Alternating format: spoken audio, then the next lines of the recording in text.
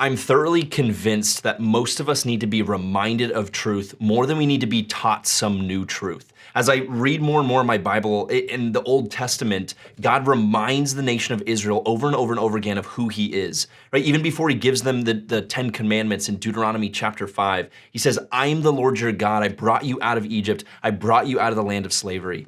Right? Even in my own life, right? There's so many moments that my wife needs to remind me of some truth, or my parents will call and remind me of something that I know, or I've known my entire life, or I listen to a sermon or a podcast or maybe a daily dose, and I'm reminded of something that I'm like, I know that up here, but it doesn't seem to work its way into my life. And I love in Paul's letter to Timothy here in chapter 4, he's going to bookend a very common verse, one that we've probably heard before and that we're familiar with. And he bookends it with reminders on either side that I think are really important for us today.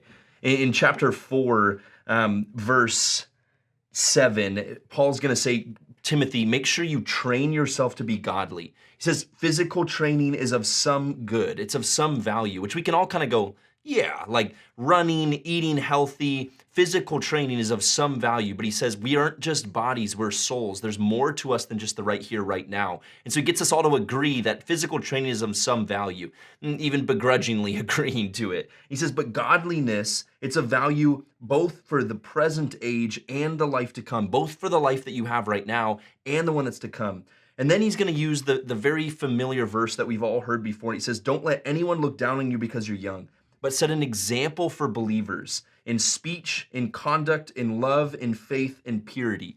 He's saying, man, Timothy, your character is being developed as we speak. It's not a someday thing. It's in the minute to minute, hour by hour decisions that you make in the mundane times. He says, don't just look to those decisions and go like, well, it's not a big deal if this happens today, or how I talk, or how I act, or in the way that I love, or how my faith, or in my purity. He says, make sure not only that you're paying attention to them, but that you're setting an example in those things. And then I love how he ends off this section.